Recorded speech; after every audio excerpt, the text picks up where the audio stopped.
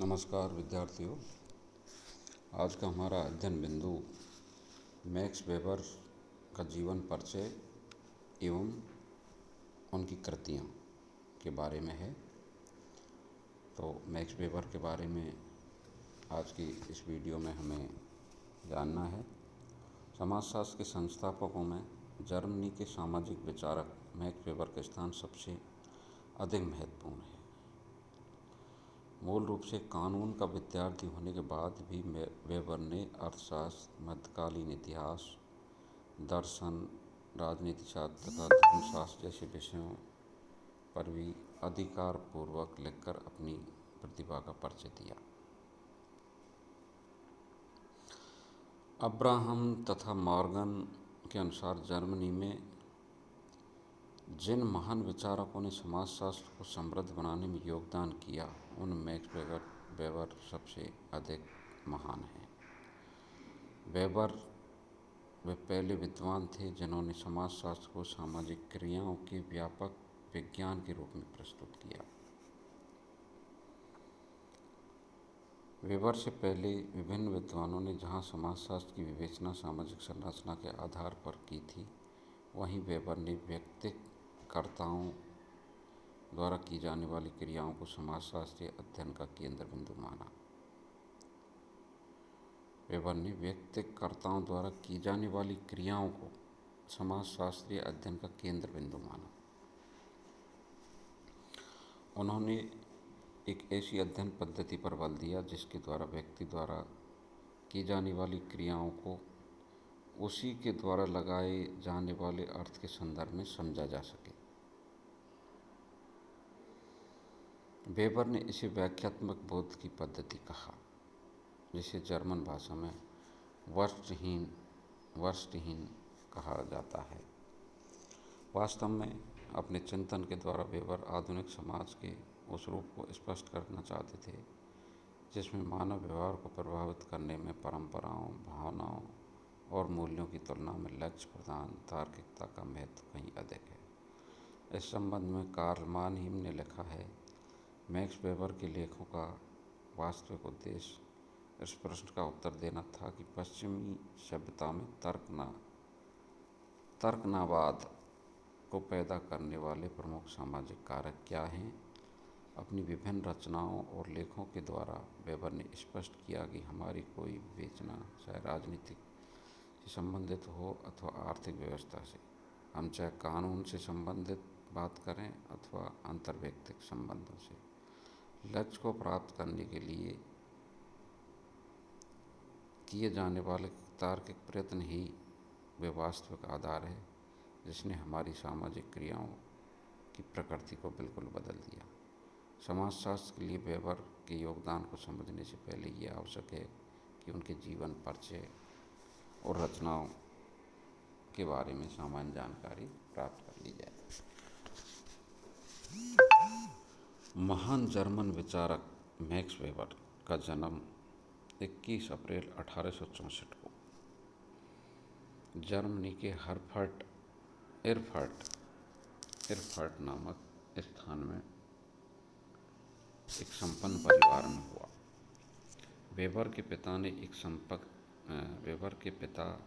एक संपन्न वकील होने के बाद भी कुछ समय तक बर्लिन की नगर सरकार में कार्य किया तथा बाद में इरफर्ट में, जहाँ मैक्स वेबर का जन्म हुआ, कुछ समय तक एक मजिस्ट्रेट के रूप में भी कार्य किया।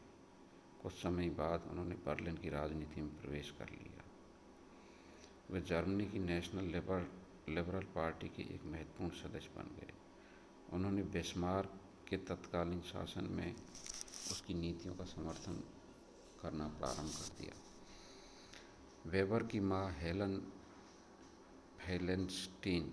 फेलेनस्टीन पवित्र विचारों वाली एक सुसंस्कृत महिला थी,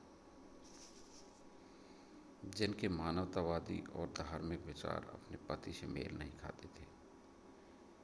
इसके बाद भी युवा वेबर का पालन पोषण एक ऐसे परिवार में हुआ जिसमें बचपन से ही उनका संपर्क प्रमुख राजनीतिक तथा बौद्धिक लोगों से होता रहा। अपनी अल्पायु में ही वेबर को ट्रीट्रिस्के, शेबेल, डिल्थे तथा थियोडोर मोमसन जैसे विद्वानों से मिलने का अवसर मिला। केवल 14 वर्ष की आयु में अपने द्वारा लिखे गए पत्रों में उन्होंने Homer, Virgil, Kant, Cicero, spinach तथा शोपेनहावर जैसे विद्वान का उल्लेख करना प्रारंभ कर दिया था। 18 वर्ष की आयु में अपनी स्कूली शिक्षा समाप्त करके वेबर ने 1882 में हिडेलबर्ग विश्वविद्यालय में कानून के विद्यार्थी के रूप में प्रवेश लिया। यहाँ कानून के अध्ययन के साथ ही उन्होंने मध्यकालीन इतिहास, दर्शनशास्त्र, अर्थशास्त्र तथा धर्मशास्त्र जैसे विषयों का अध्ययन में भी रुचि लेना प्रारंभ कर दिया। सन 1883 में वेबर एक वर्ष के सैनिक प्रशिक्षण के लिए स्ट्रासबर्ग गए, जहाँ वे प्रसिद्ध इतिहासवेत्ता अपने मौसा हरमन बामगार्टन तथा मौसी एडा से बहुत प्रभावित हुए। वेबर के बारे में कहा जाता है कि अपनी मौसी के प्रभाव से वेबर ने विभिन्न धर्मों की शिक्षाओं में रुचि लेना आरंभ कर दिया। सन 1884 में जब उनका सैनिक प्रशिक्षण समाप्त हुआ, तब वेबर बर्लिन विश्वविद्यालय में अध्ययन के लिए पुनः अपने माता पिता के घर लौट आए। यहीं से उन्होंने 1886 में कानून की परीक्षा पास की। अपने माता पिता के घर रहते हुए ही उन्होंने बर्लिन की अदालतों में जूनियर बैरिस्टर के रूप में प्रैक्टिस करना प्रारंभ कर दी। समय समय पर वे बर्लिन विश्वविद्यालय में भी सामान्य शिक्षण का कार्य करते रहे। बर्लिन में जैसे जैसे वेबर की रुचि कानून और कानूनी इतिहास के क्षेत्र में बढ़ती गई, उन्होंने पीएचडी की उपाधि के लिए जैकब गोल्डस्मिट जैसे विद्वान के निर्देशन में कार्य करना आरंभ कर दिया। सन 1889 में वेबर ने पीएचडी उपाधि के लिए अपना शोध लेख a contribution to the history of medieval business organisations, मध्ययुगीन व्यापार संगठनों के इतिहास के लिए एक योगदान प्रस्तुत किया। अपनी व्यवस्थित और उत्तेजक विचारों के कारण बौद्धिक जगत में वेबर का नाम प्रकाश में आने लगा, लेकिन वेबर स्वयं अपने पिता पर आर्थिक रूप से निर्भर रहने के कारण अपनी स्थिति से संतुष्ट नहीं थे। विश्वविद्यालय में प्राध्यापक बनने के लिए उन्होंने अपने शोध कार्य को जारी रखा।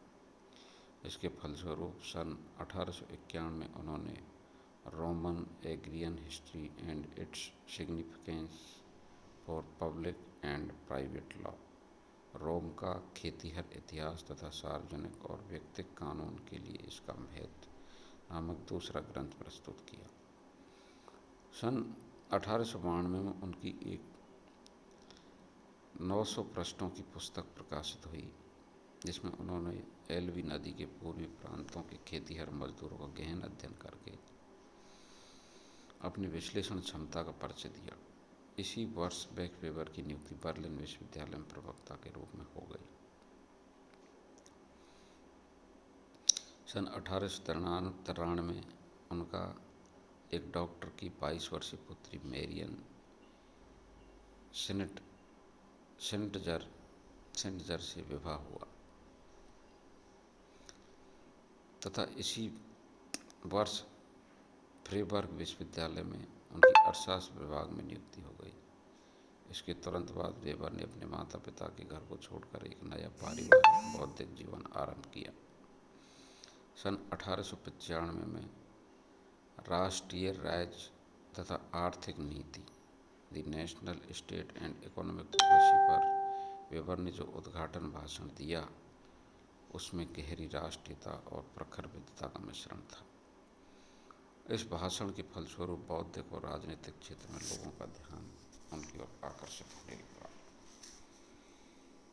इस नई प्रसिद्धि के कारण 1896 में उन्हें अपने शिक्षक नीज के स्थान पर हिडेलबर्ग विश्वविद्यालय में अर्थशास्त्र के प्रोफेसर पद पर नियुक्ति दे दी गई। हिडेलबर्ग विश्वविद्यालय में अपने पुराने शिक्षकों के साथ ही वेबर को अनेक उन नए मित्रों और साथियों से विचार विमर्श करने का अवसर मिला जो कानून, अर्थशास्त्र और दर्शन शास्त्र के क्षेत्र में विख्यात थे। शीघ्र ही वेबर का घर हीडलबर्ग के प्रतिभाशाली विद्वानों का संगम स्थल बन गया। इस समय वेबर की आयु केवल 32 वर्ष की थी। इसके बाद भी अपने मौलिक चिंतन तथा तर्क की अपूर्व क्षमता के कारण वेबर की लोकप्रियता तेजी से बढ़ने लगी।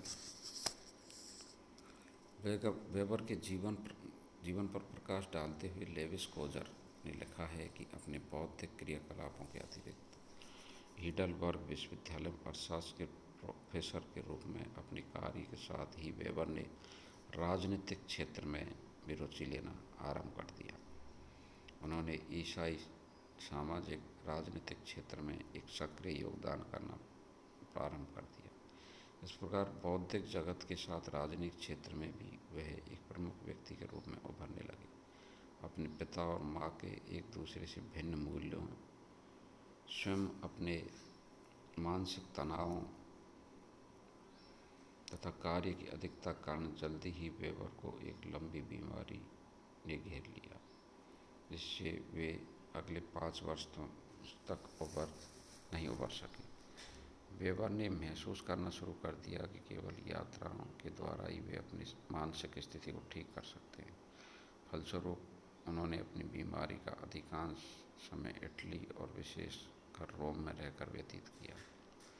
बीमारी के कारण ही उन्होंने हीडलबर्ग विश्वविद्यालय में अर्थशास्त्र के प्रोफेसर पद से भी त्यागपत्र दे दिया। वेबर स्वयं भी यह अनुभव करते रहे कि विश्वविद्यालय में नियुक्ति के नियमों से बंधे रहकर वे स्वतंत्र रूप से चिंतन नहीं कर सकते। सन 1901 में जब वेबर की दशा में कुछ सुधार होना आरंभ हुआ तो उन्होंने अपना बौद्धिक कार्य फिर से आरंभ कर दिया। सन 1903 में उन्होंने एक जर्मन पत्रिका समाज विज्ञान तथा समाज कल्याण के अभिलेख के सहायक संपादक का पद स्वीकार कर लिया। इसके फलस्वरूप उनका बौद्धिक जगत से पुनः संपर्क स्थापित हो गया।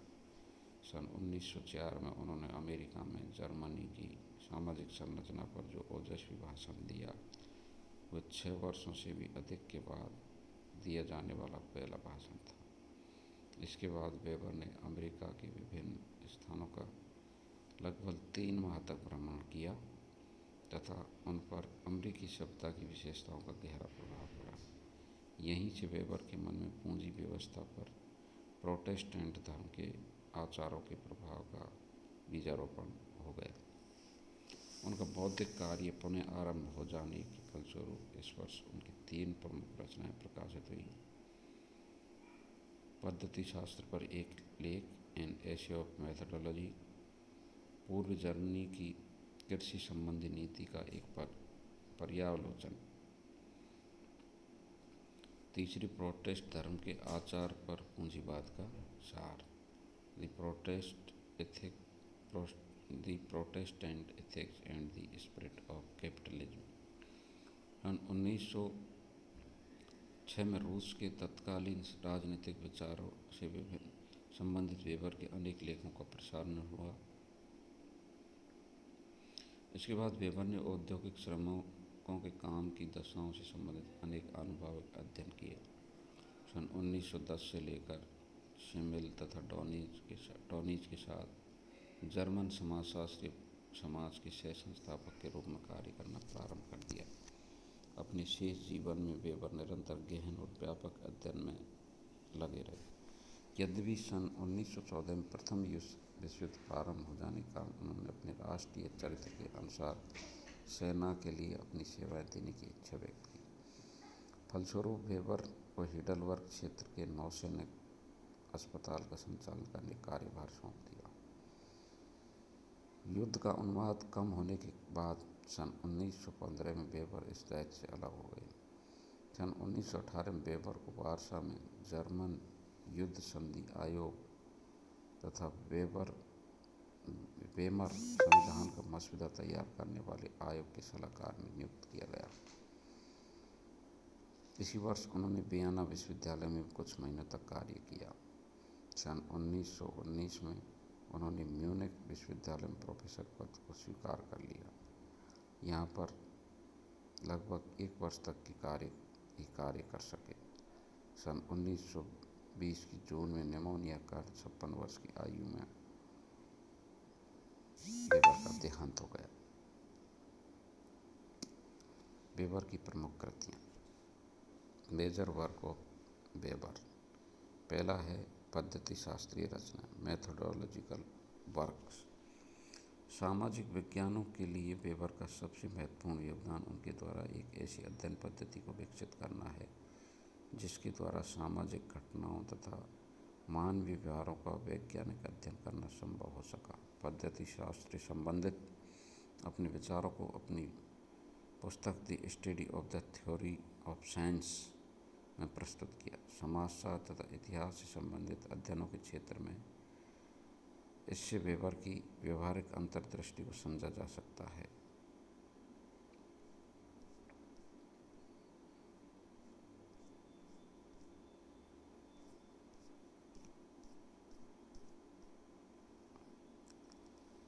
दूसरा है इतिहास संबंधी रचनाएं, हिस्टोरिकल वर्क्स।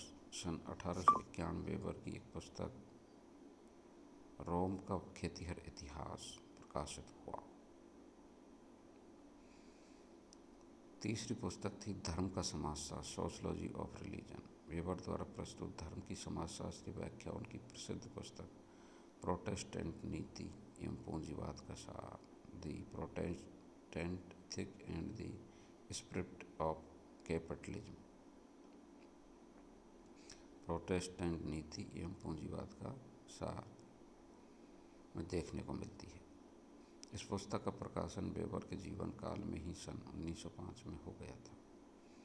वेबर ने संसार के सभी धर्मों के आचारों का अध्ययन करके इस पुस्तक में यह निष्कर्ष दिया कि प्रोटेस्टेंट धर्म जिन आचारों अथवा नीतियों पर आधारित है उन्हीं के प्रभाव से यूरोप के कुछ देशों में पूंजीवाद की व्यवस्था का विकास हुआ। इसका अर्थ है कि धार्मिक आचार ही आर्थिक व्यवस्था को प्रभावित करने में सबसे अधिक महत्वपूर्ण होते हैं।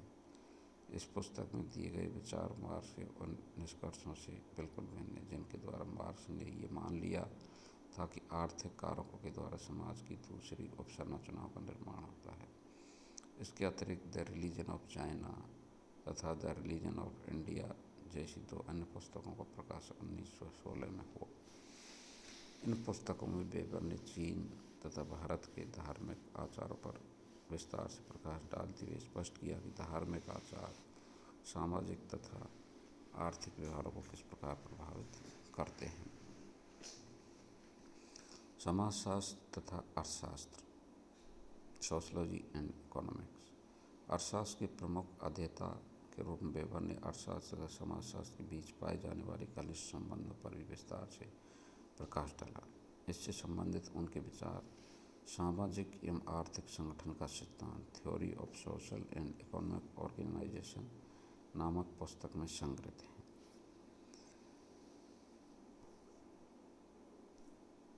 वास्तविकता यह है कि वेबर के जीवन काल में उनके नाम से प्रकाशित होने वाली संरचनाओं की संख्या बहुत कम है, लेकिन वेबर के विचारों की व्यापकता का उन पुस्तकों की सहायता से अधिक अच्छी तरह समझा जा सकता है जिनका प्रकाशन वेबर की मृत्यु के बाद अनेक दूसरे विद्वानों द्वारा करवाया गया। वेबर की पत्नी मैरियन वेबर द्वारा लिखित पुस्तक मैक्स वेबर इसी तरह की पुस्तक है जिसमें वेबर के विभिन्न विचारों का विस्तार के साथ उल्लेख किया गया है। वेबर ने अपने जीवन काल में समाजशास्त्र से संबंधित बहुत से निबंध लिखे। उनका प्रकाश गर्थ तथा मिल्स द्वारा लिखित पुस्तक दी फॉर्म मैक्स वेबर ऐसे इन सोशियोलॉजी में किया।